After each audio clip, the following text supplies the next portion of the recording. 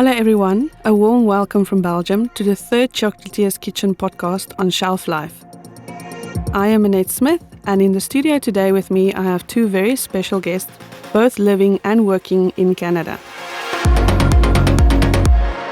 My first guest is one of the co-authors of the Chocolatier's Kitchen, Philippe Van Kuysiel. How are you? Hello Minette, I'm very happy to be here. And then the second guest in the studio with me as well is the brain behind Fundamental Fridays on the global Instagram account for Chocolate Academy, Russ Thaya. How are you? Hi Minette, I'm doing great. Thanks for having us. It's always fun to talk about chocolate. The Chocolatier's Kitchen. After the book, listen to the podcast series about shelf life in confectionery products. Philippe, when you've been writing the book, what was your first aim? Well, of course, very excited to do that, and very fortunate to work with other chefs on a book that is, that has a great value for beginners and experienced chocolatiers to create something unique, easy to understand, the importance of using these in your business decisions behind shelf life. Making a plan based on infrastructure and creativity is one thing. Making sure that you create your recipes based on production and sales in relation with shelf life is definitely even important for me. Russ, as a chef training many other chefs, what are the most common questions from chocolatiers when it comes to the shelf life? Well, Minette, there's a lot of questions that we always get asked when teaching courses. I would say the most common questions that I hear when we're teaching a course, I'm making a recipe and someone says, well, how long does it last? So I think that's, of course, the most fundamental question you can ask is knowing how long the product is going to last is first and foremost. But then the questions come, how do I measure that? What are some steps that I can take to ensure a certain length of shelf life? And suddenly Pandora's box is opened and we have a full discussion on shelf life. But it always comes back to that core question is, how long will this product last? And how does the book, The Chocolatier's Kitchen, help them in your opinion? Well, I think it's great that the book gives you an indication from the very beginning of the shelf life, whether it's a short shelf life or a medium shelf life or a long shelf life. And historically speaking, when we as chefs have recipes in front of us, they often don't tell us any indication of its shelf life. It just gives us the ingredients, 500 grams of cream and 600 grams of chocolate, whatever the case may be, and you make the recipe. But it doesn't give you any information about the anticipated shelf life. So just having that information at the very outset, gives the chocolatier a big step forward saying, okay, I know if I make this, it's going to be anticipated only to last for a couple of weeks, or I can feel safe making this recipe knowing it's going to last 6, 8, 12 weeks. So just having that little piece of information from the very beginning helps people to use recipes that are adjusted for their expectations. Okay, Russ and Philippe. In our first podcast with chefs Ryan and Kirsten, we discussed how a product evolves over time, which is a key element in shelf life. And water activity is a part of what determines the shelf life of confectionery products. So today I want to do a deep dive with you into the ingredients in ganache recipes and the role that they play. So my first question is for you, Philippe. What exactly is a ganache? Now, in a ganache, of course, we have several ingredients, but the main ingredients, the main actors of making a beautiful ganache are, of course, water and fat. So we need to combine these two and create actually a beautiful and smooth emulsion.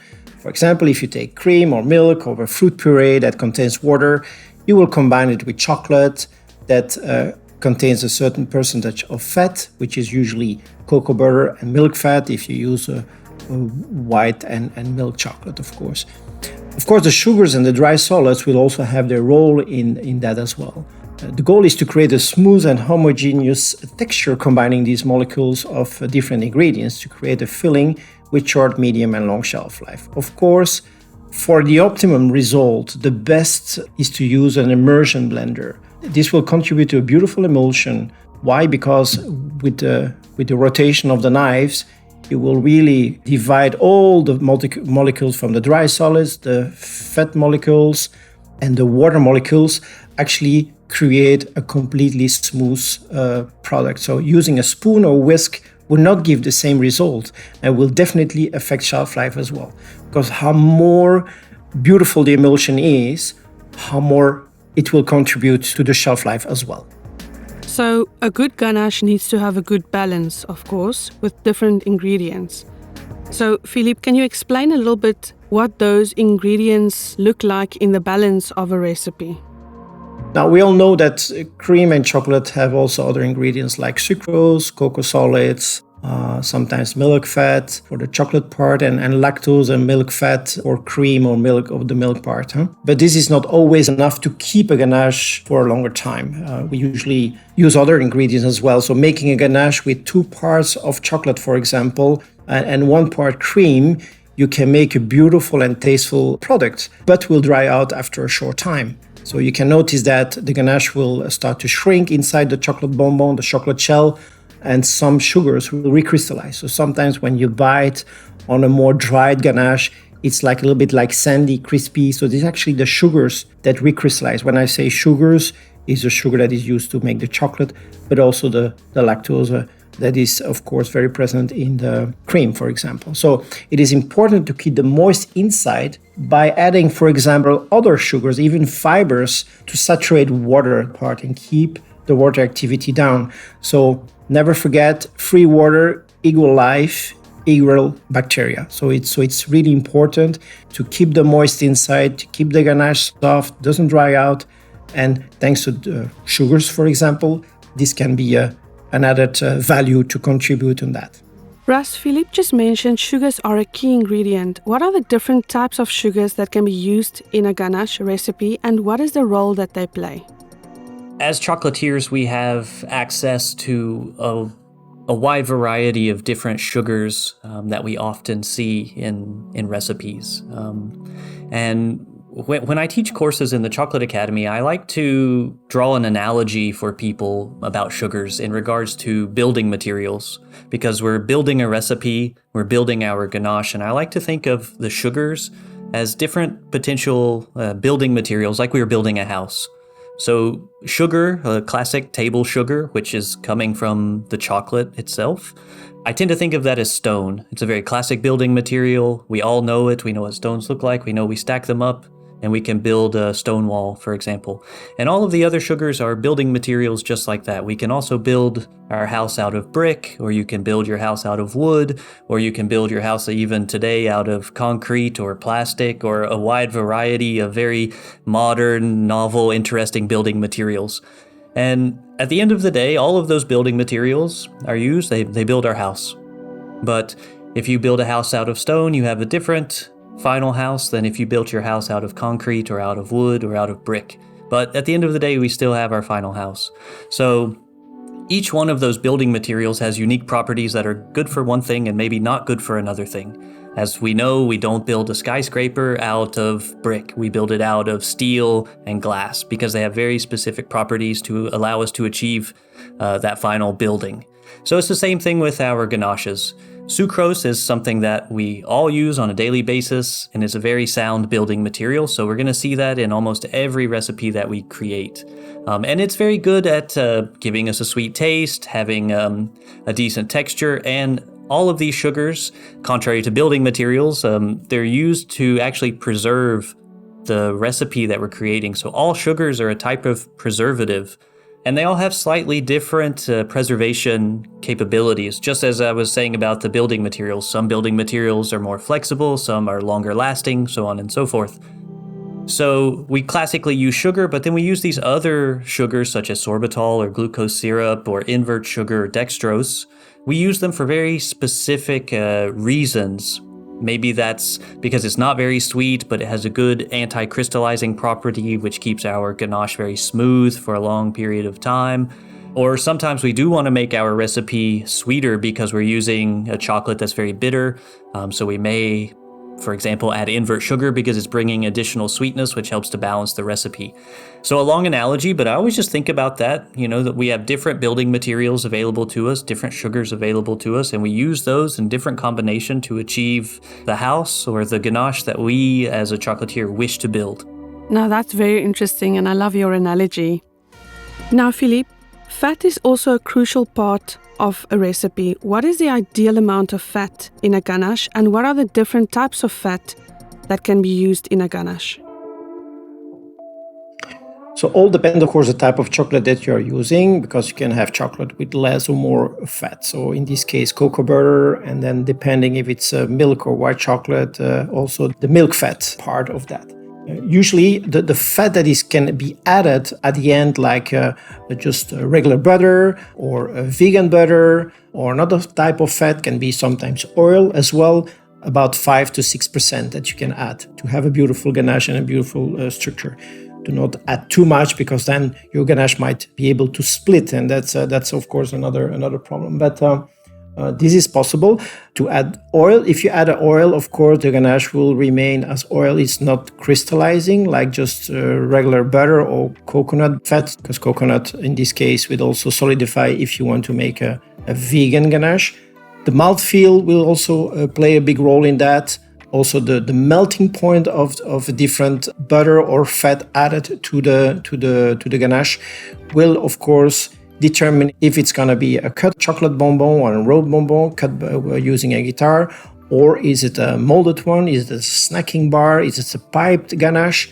So all these will, of course, contribute also to the texture, first to the taste, and of course, finally, to create a beautiful emulsion at the end. And all these fats also will contribute into the shelf life, because it's fat, there is no water. We have fat that contains or butter that contains water. It depends the region that you live, can 16, 18, 20%.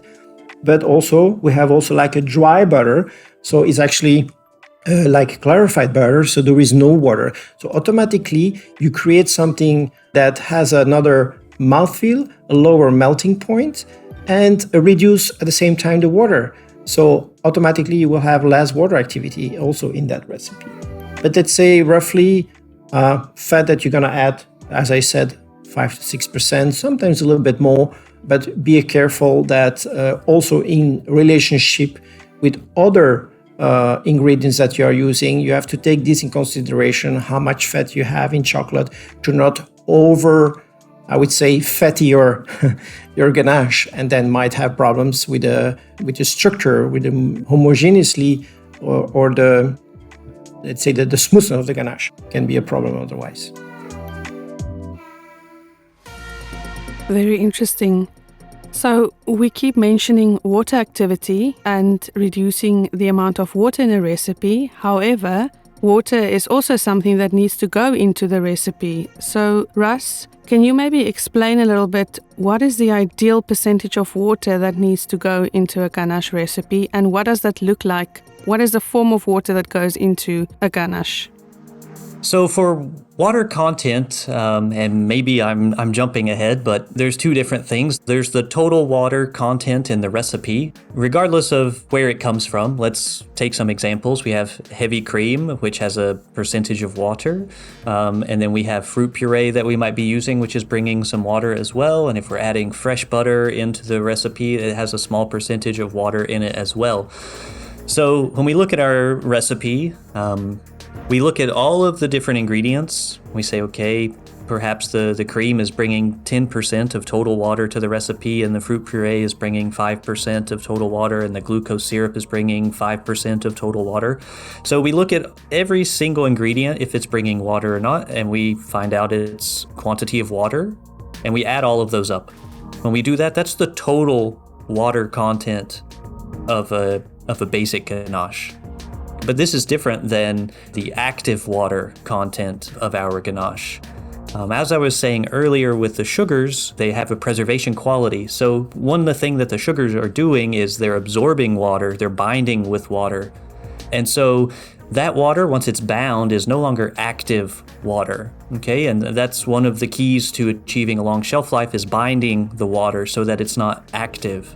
So there's a difference between the total water content, which will remain constant. We have 20% of water in our recipe in total, but that does not mean that 20% of water is free water, that being free for microorganisms to bind with it and do what they want to do with it. So if we bind that water, we do not allow it to be used for any other purpose in the recipe.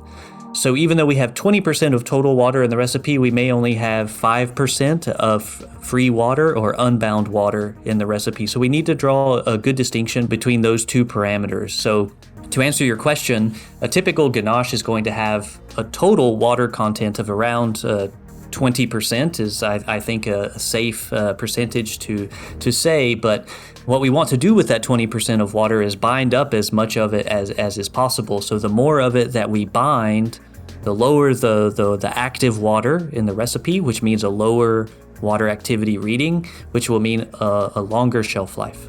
Philippe, let's not forget about the hero of the recipe, the chocolate. What is the total percentage of chocolate that goes into the ganache recipe?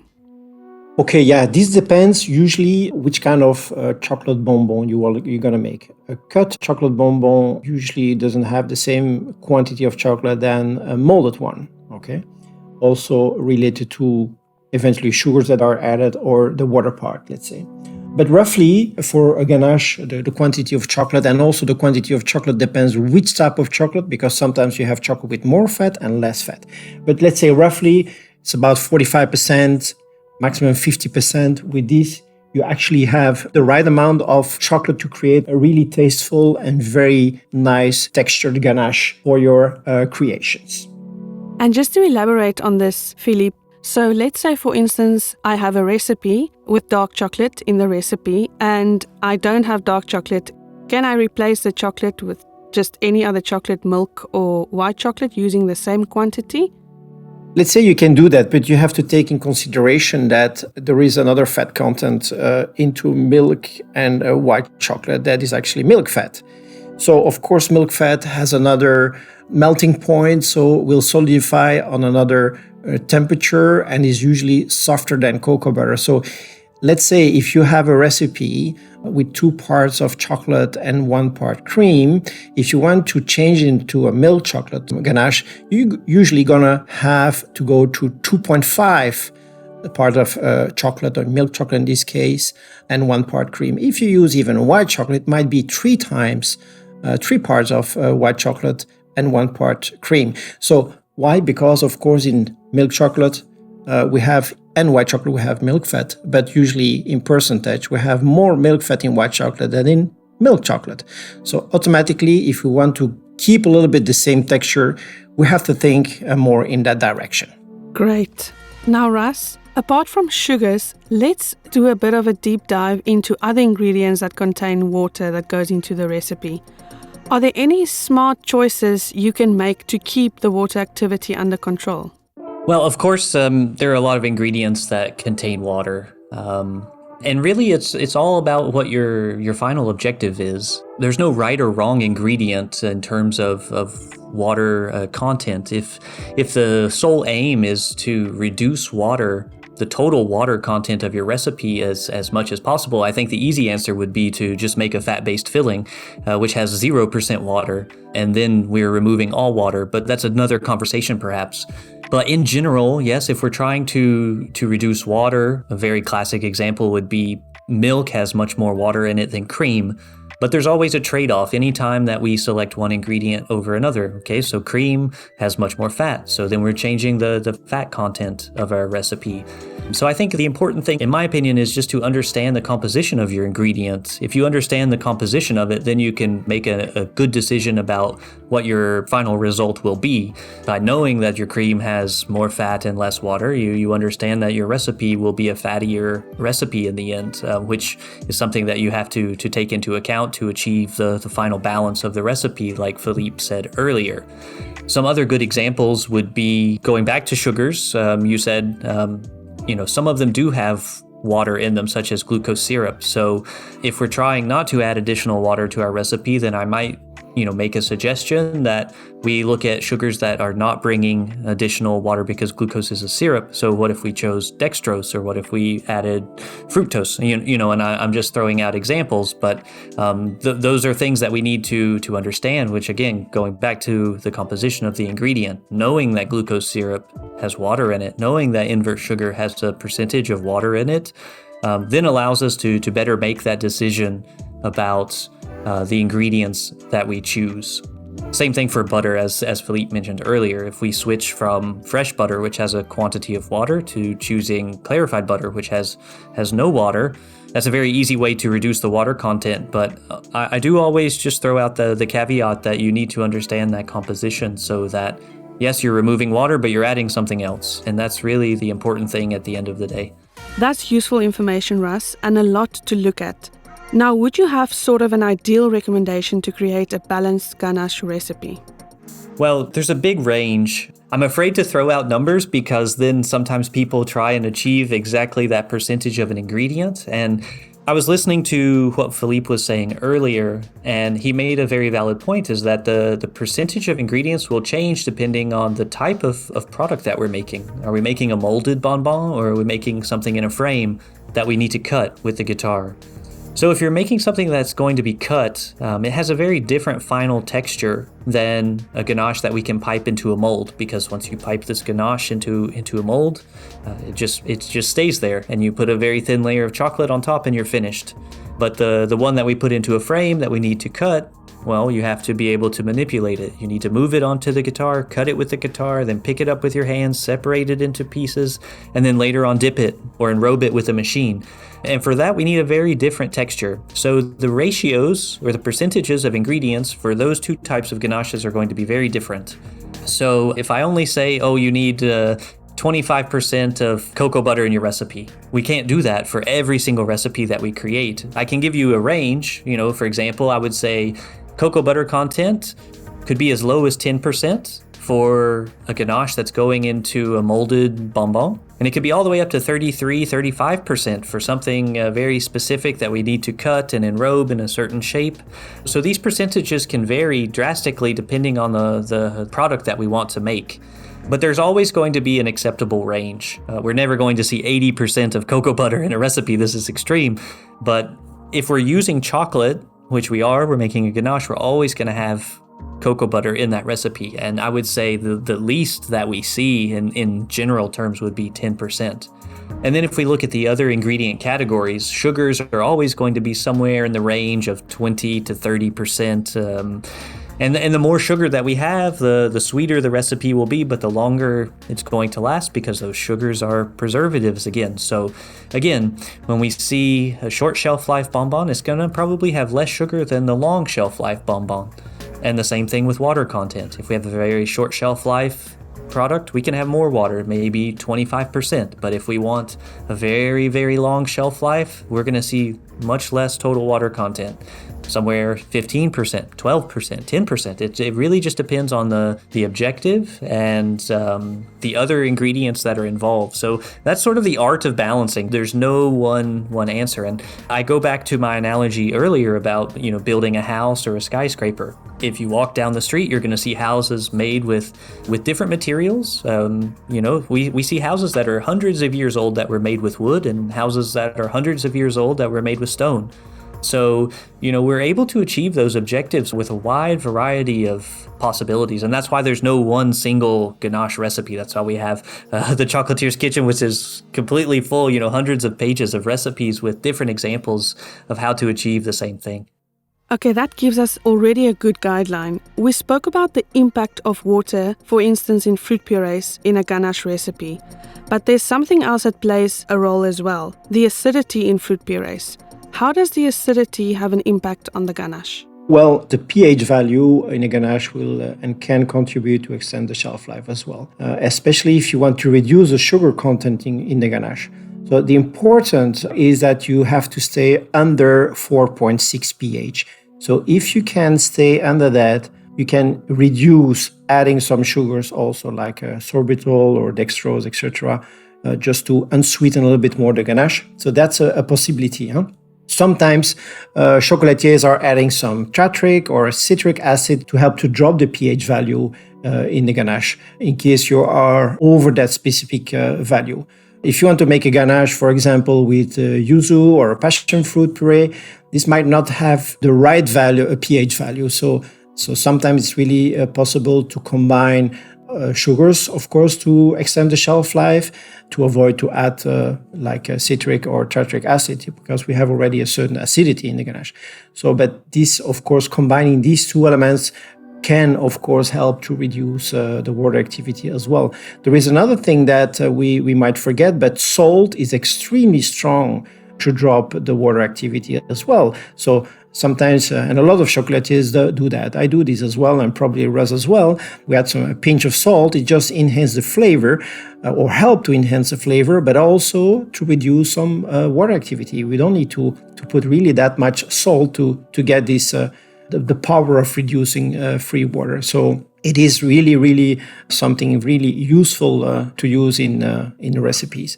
Also, something else that I would like to add, because combining also sugars with the level of pH. So usually the quantity that we are adding of the sugar quantity, the added sugar, we are not speaking about the sucrose or the lactose that is already there due the cream and the chocolate, but the other sugars that we can add, like we already mentioned, invert sugar or dextrose, etc. It's about 5 to 10% of the total weight of your recipe that you can add. So the sweetening power of each sugar has also to be taken in consideration, because if you want to make a ganache, a white chocolate ganache, try to avoid to add invert sugar, because invert sugar is sweeter than sucrose. So you might make a ganache that is really too sweet. So it's better than to go more to sorbitol or glucose, which will help, of course, we will lower the sweetening power, and then, of course, to create a beautiful product. Well, thanks, Russ and Philippe, for all the information that you've shared. You shared some really valuable tips and information today when it comes to ingredients. So first of all, I've taken a lot of things out of today, and the first thing that I've taken out is what is a ganache. Secondly, I really liked, Russ, your analogy on the different materials that you have to choose from. And thirdly, I think it's really important to select well your ingredients that goes into the recipe. And lastly, I think the most important thing is to understand the ingredients that you are working with, because that really plays a crucial part on the shelf life once the recipe is made.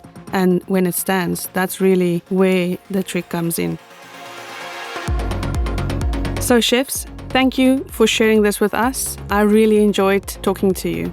Absolutely a pleasure, Minette. Shelf life is a very complex topic, and we have to take this definitely into account. But don't forget, of course, we have such a beautiful book. The Chocolatier's Kitchen is there for any chocolatier who's looking for the right inspiration, the right guidance. And really making a plan is, of course, very important. Not only the way how you're going to build up your business, but definitely also into the shelf life is extremely important also to take this in consideration. Absolutely agree, Philippe. And I would just like to say thanks as well, Minette. It's always fun to discuss confections in any topic, whether it's shelf life or crystallization. It's always insightful to hear what others have to say. And I think that's the message I would pass along, is that being a chocolatier is a lifetime of learning, and we never stop. And I think just having the courage to go out and make some recipes and don't stumble too much on shelf life. I think a lot of people really get caught up on the topic, and yes, it's important. Yes, of course, we need it to be profitable, but we also have to move forward, and the way that we learn in life is by trial and error, and we're always getting a little bit better. And I think, tools like this podcast and resources like the Chocolatier's Kitchen and talking to chefs in our chocolate academies is the best way to learn and to improve your skills. So as long as that's what we're out there doing, we can only get better. The Chocolatier's Kitchen. After the book, listen to the podcast series about shelf life in confectionery products. Time to say goodbye for now, but don't forget there's another podcast coming out very soon, so keep an eye out on social media and make sure you listen to get some really valuable information when it comes to shelf life. Speak soon and take care.